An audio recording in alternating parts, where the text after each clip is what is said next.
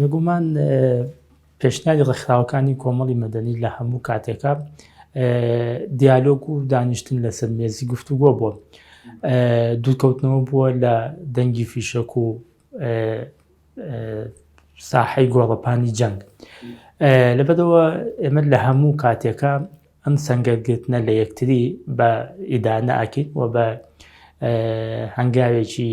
عملی باشی نازانین کە لە بەرژەوەندی هاوڵاتیان نابێ و بە تایبەتی لەم بادوودۆخەیە کە بەڕاستی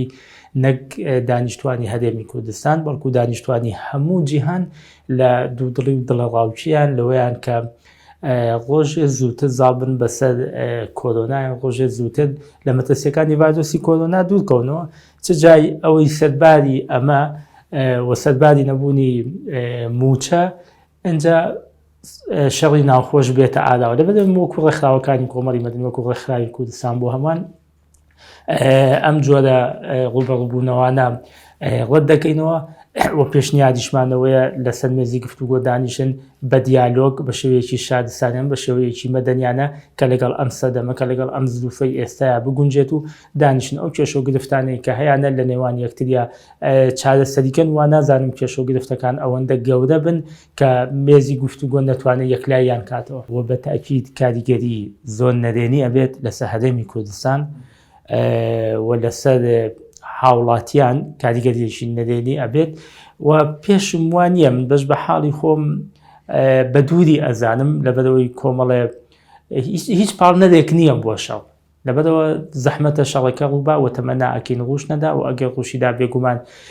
وەکو هەر شەڕێکی تر و هەر جەنگێکی تر ماڵ وێرانی و کوشت و کوشتار و پەشیمانی لە دوا بێت. من ناچمە جانیبە سیاسیەکەوە، من وەکو چالاکوانێک و ناوی ڕێکخراوێکەوە قسە ئەکەم. لەسەر هەموو لایەنێک پێویستە پابند بێ بە ڕێکەوتنا نێودەوڵەتیەکان، ڕێزگرتنی سنوور، ڕێزگرتنی دراوسێتی، ڕێزگرتنی هاوڵاتیان. لەبەرەوە ئەمە پابندیەکە بۆ هەموو لایەنەکان، چ تورکیا بێت، چ لایەنەکانی کوردستان بێت، چ لایەنەکانی دەرەوەی هەرێمی کوردستان بن، ئەمە پێویستە خۆیان یعنی هەموو لە ڕەچاوی ئەو بارودۆخەی هاوڵاتیان بکەن کە تیایان و پابندیش بن بەو ئیتیفاقە نێودەوڵەتیانەوە کە هەیە. بە تاکید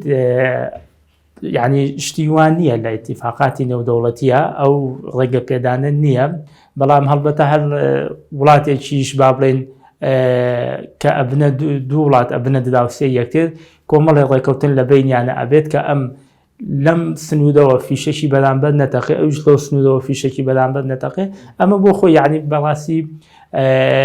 لەواچێت لە بەرژەوەندی هیچ لایەن نەبێت، ئەگەر بە شێوازێکی تر وەکوتم گەڕانەوە بۆ ئاشتی، گەڕانەوە بۆ دیالۆگ، بۆ گفتوگۆ، بۆ دانوستان، ئەمە باشترین چارەسەرە وەک لەوەی پەنا ببدێتە بەر چەک و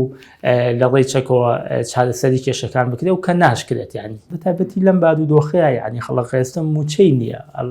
یعنی لەواچێ بیریشی بەلای ئەو ناوچەی وەکو پێویست نەما بێت، چونکە قوتی ژیانێتی، قوتی ژیانی خۆیەتی، مناڵەکانیەتی، کێشە و گرفتی گەورەتر هەیە. ئێمە چارەسەریان بکەین لەوەی کە بچین پلان بۆ شەڕدابنێن و یان ئیش لەسەر